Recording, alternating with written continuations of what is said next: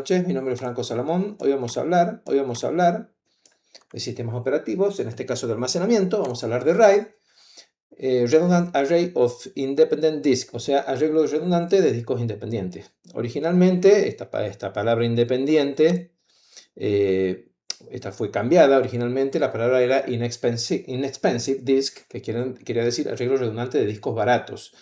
Y nace a finales de los 80 como una respuesta a los discos SLR, que eran Single Large Expensive Disk, quería decir discos grandes y caros. Bien, los objetivos de los RAID son aumentar la velocidad, aumentar el rendimiento, ya sea en lectura, escritura, tener más disponibilidad, es decir, tolerancia a fallos, y la capacidad de unir discos pequeños para generar más capacidad, ¿no?, de almacenamiento. En cuanto a su implementación, puede ser implementado por hardware o por software, ¿sí? Por ejemplo, servidores de la línea, por ejemplo, Lenovo, tienen su controladora de RAID, y también pueden ser gestionados por el sistema operativo, ya sea Linux o Windows. Bien, vamos a hablar de un concepto fundamental que es el striping. Es la distribución de los datos en franjas. Si nosotros tenemos 4 discos, acá vemos en la animación, podemos tener 4 discos, los archivos se van grabando en franjas en cada uno de esos discos, ¿sí?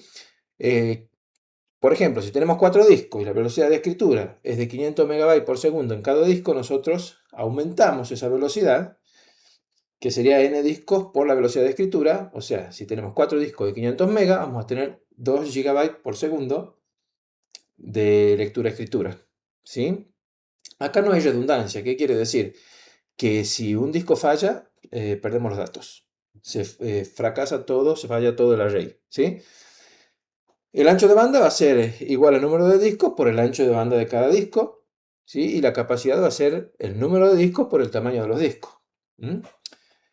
Bien, continuamos con otro concepto importante, que es el mirroring. Obviamente en 2 discos, o sea, lo que se escribe en A se escribe en el disco B. La operación se acepta cuando ambos confirman la escritura, ¿sí? Esto garantiza la coherencia de los datos. La lectura es rápida. ¿Por qué? Porque el hot puede leer, por ejemplo, el bloque de A del disco primario con el bloque B del disco espejo, lo que aumenta la velocidad al doble, ¿sí?, en lectura. ¿Cuál es la desventaja? La desventaja se paga con pérdida de almacenamiento, porque si tenemos 2 discos que entre ambos suman 8 teras, en realidad el almacenamiento útil que nosotros vamos a tener va a ser de 4 teras, ¿sí? Y la tolerancia a fallo es de un disco, ¿sí? Bien, vamos a continuar. Vamos a ver otro concepto importante, que es paridad y cómo se reconstruye un disco. Acá es donde tenemos que agradecerle a la profesora de matemática discreta todo lo que nos enseñó. ¿Por qué? Porque vamos a utilizar el concepto del OR exclusivo, ¿sí? El OR exclusivo es una operación donde va a valer 1 la salida solamente cuando las entradas sean distintas, o sea, sean 0 o 1, nosotros vamos a tener 1. Tenemos 1 o 0, el OR exclusivo va a ser 1. Cuando ambas entradas valgan 0, el OR exclusivo va a ser 0, y cuando ambas entradas valgan 1, el OR exclusivo va a ser 0, ¿sí? Entonces, supongamos que nosotros tenemos 4 discos, tenemos el disco 0, el disco 1 y el disco 2, y tenemos un disco donde, donde se van a guardar los bits de paridad, ¿sí? Entonces, tenemos 1, OR exclusivo 1, va a ser 0, y 0, OR exclusivo 0, va a ser 0. 0, OR exclusivo 1, ¿sí?, va a ser 1, y 1, OR exclusivo 1, va a ser 0. 1, OR exclusivo 0, va a ser 1, y 1, OR exclusivo 1, va a ser 0. 0, OR exclusivo 0, va a ser 0, y 0, OR exclusivo 0, va a ser 0. Entonces acá tenemos los bits de paridad. ¿Qué sucede entonces cuando se rompe un disco? Supongamos que se rompe el disco 1. ¿Cómo se van a restaurar los datos? Entonces hace la misma operación OR exclusivo entre el disco 0, el 2 y el disco que contiene los bits de paridad. Entonces tenemos 1, OR exclusivo 0, ¿sí? Tenemos 1, y 1, OR exclusivo 0, va a ser 1. ¿Ven? Acá lo tenemos. Y así se van reconstruyendo los datos que teníamos en el disco 1. Tenemos 0, OR exclusivo 1, es 1, y 1 OR exclusivo 0 va a ser 1. Tenemos un 1 también acá. Tenemos 1 OR exclusivo 1 va a ser 0 y 0 OR exclusivo 0 va a ser 0. Tenemos 0 OR exclusivo 0 va a ser 0 y 0 OR exclusivo 0 va a ser 0. Entonces acá se reconstruyen los datos del disco, ¿sí? Y de esa manera se restaura el array, ¿sí? Esto es importante porque vamos a comprender después con el array 5, ¿sí? Y el array 6, cómo se les construyen también. Bueno, pero el concepto es similar. Bien, array 0 es striping puro, o sea, son varios discos conectados, ¿sí? Se escribe un stripe en cada disco, la escritura es simultánea, la velocidad es el doble, el triple o el cuádruple de una escritura normal, o sea, es la velocidad que tiene cada disco por el número de discos, la eficiencia en el espacio, mínimamente se utilizan 2 discos para hacerlo. Este tipo de RAID se utilizan generalmente en la edición de video cuando se necesita muchísima velocidad de escritura, muchísima velocidad de lectura también, y se hace un backup externo, ¿no? Hay algún backup externo de los datos para no perderlo, porque esto si se pierde un disco se pierde toda la información. Bueno, vamos a ver el RAID 1. El RAID 1 es el mirroring, es el espejado, que ya lo hemos explicado. Lo que se copia en el disco primario se espeja en el disco secundario y el sistema acepta esto válido cuando ambos discos terminan esa escritura, ¿sí? La velocidad de lectura es el doble, porque puede ir leyendo, por ejemplo, el bloque A del disco primario y el bloque B del disco secundario, entonces la velocidad aumenta el doble. La ventaja es que hay una tolerancia a fallos. Este tipo de RAID se utiliza, por ejemplo, cuando tenemos un sistema operativo en producción en algún servidor y no queremos perder la información del sistema operativo y tiene que estar funcionando 24/7 ese servidor. Bueno, se utiliza un RAID 1 para lo que es el sistema operativo, ¿no? Y después se puede combinar con otros tipos de RAID para los datos también. Generalmente se hacen combinaciones de distintos tipos de RAID. Bueno, ahora vamos con el RAID 5, que va a ser un RAID de paridad distribuida. Miremos acá en la animación, tenemos 3 discos, ¿sí? Y en esos 3 discos se va a grabar el primer stripe, que es el stripe A, el bloque A1, el bloque A2 del stripe A, se van a distribuir entre los discos 0 y 1, y un bloque de paridad que se va a grabar en el disco 2, ¿sí? Acá lo vemos. Ahora vamos con el stripe B, va a grabar los datos B1 en el disco 0, va a grabar el bloque de paridad en el disco 1 y va a grabar datos también en el disco 2, ¿sí?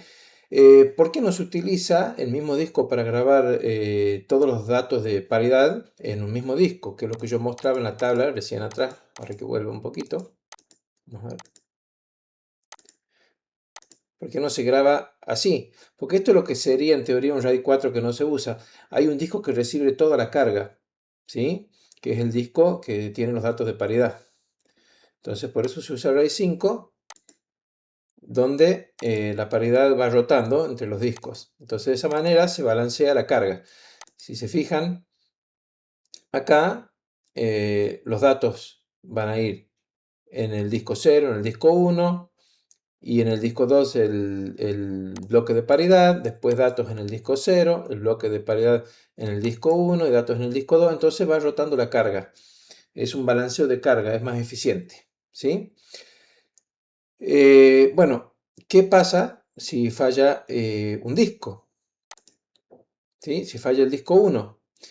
Con esta paridad de OR exclusivo, con esta operación de OR exclusivo, pueden reconstruir el stripe A que está distribuido entre los discos 0, 1 y 2.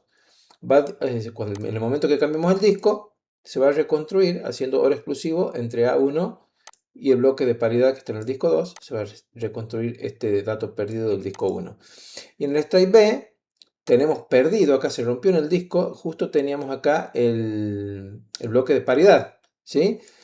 Pero haciendo OR exclusivo, es una incógnita, una ecuación con una incógnita, se despeja y tenemos un OR exclusivo entre B1 y B2, nos va a reconstruir los datos que teníamos acá en el disco 1.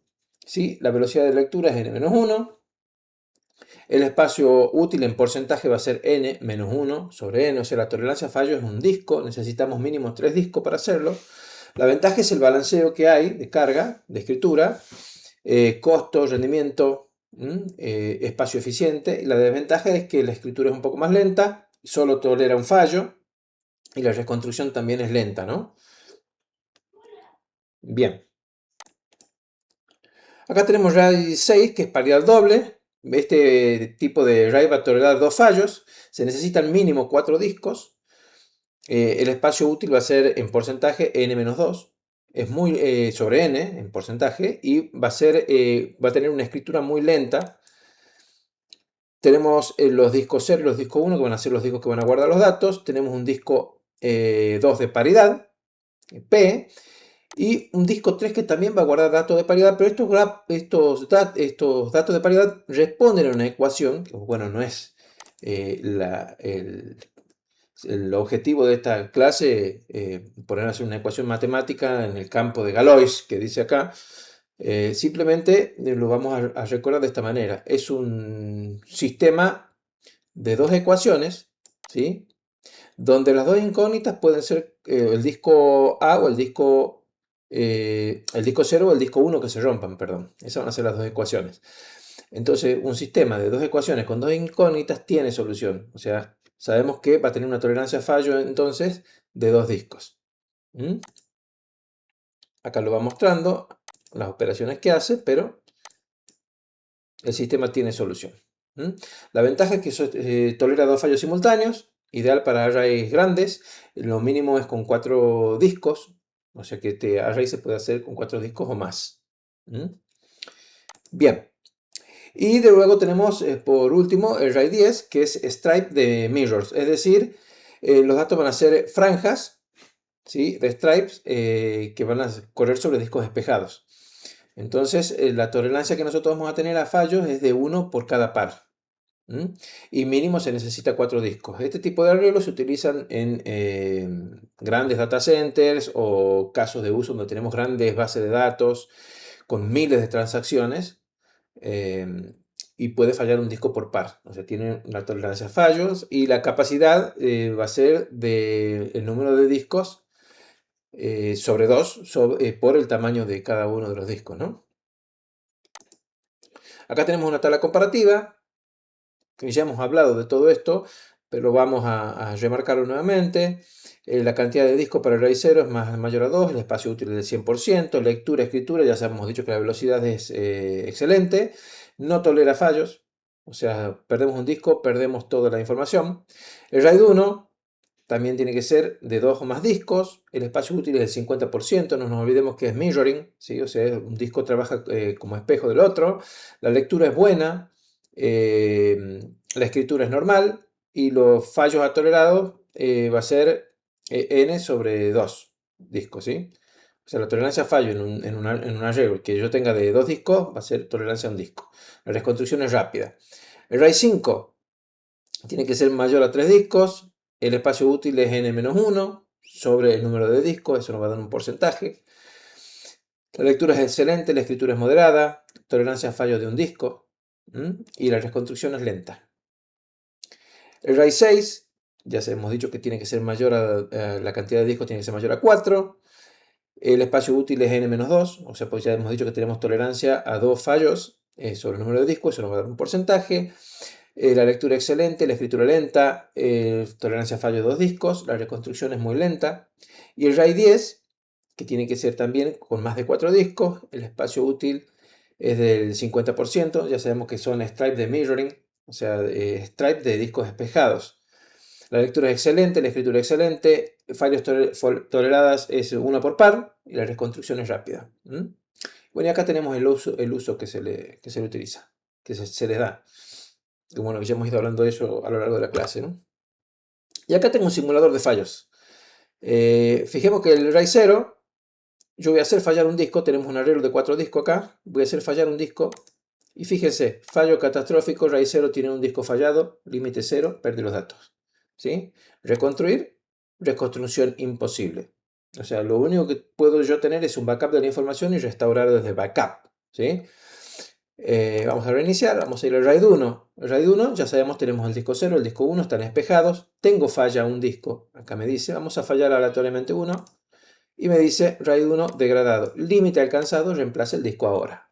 Ya sabemos que haciendo el cambio de disco podemos recuperar la información. Vamos a reconstruirlo. Hagamos de cuenta que ya cambié. El disco está reconstruido. La copia directa del espejo se va a realizar. Y no voy a perder datos. Vamos con el RAID 5. El RAID 5 ya sabíamos que teníamos tolerancia a un fallo.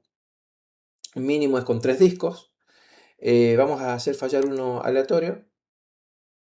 Límite alcanzado, reemplaza el disco ya. O sea, tengo con el RAID 5 tolerancia a un fallo. Si no lo reemplazo, y si hago fallar otro disco a propósito, me va a decir que el fallo es catastrófico porque perdí los datos. ¿Sí? La tolerancia a fallo era de 1.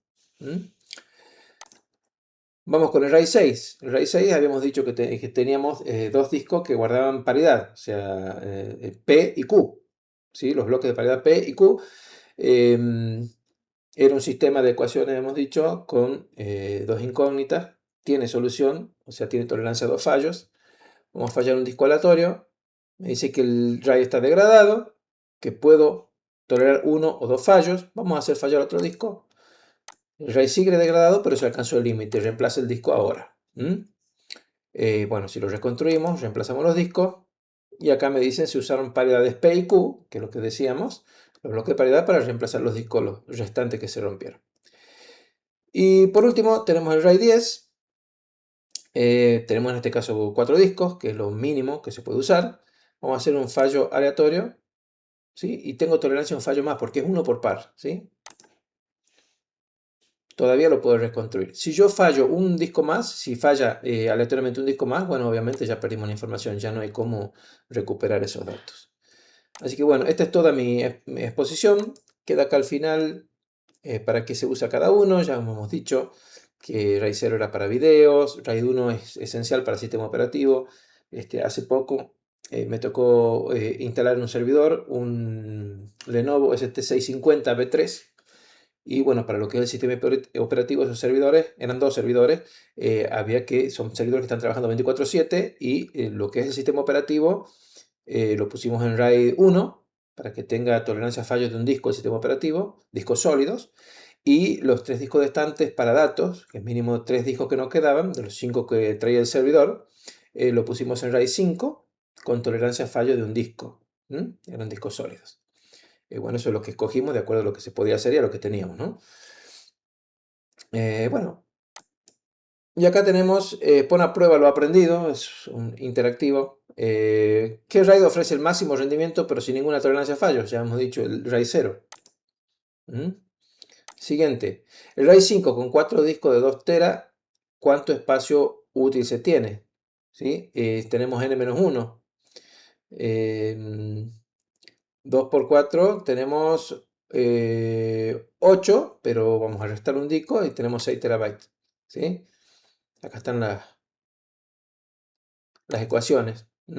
¿Cuántos discos pueden fallar simultáneamente en RAID 6 sin pérdida de datos? Ya hemos dicho, el RAID 6 tenía dos discos donde se guardaban los bloques de paridad P y Q, que eran, repito de nuevo, un sistema de dos ecuaciones con dos incógnitas, y ya sabemos que es 2 la tolerancia a fallo. ¿Qué operación matemática se utiliza para calcular la paridad en RAID 5? SOR, el OR exclusivo que habíamos dicho. Y una base de datos con miles de transacciones necesita máximo rendimiento y alta disponibilidad. Y ya sabemos que lo máximo para un data center que guardan millones de datos, que necesitan velocidad, que necesitan tolerancia a fallo, es el RAID 10. ¿Sí? Así que bueno, con esto termino esta exposición y bueno, espero que les haya servido. Muchísimas gracias y nos vemos.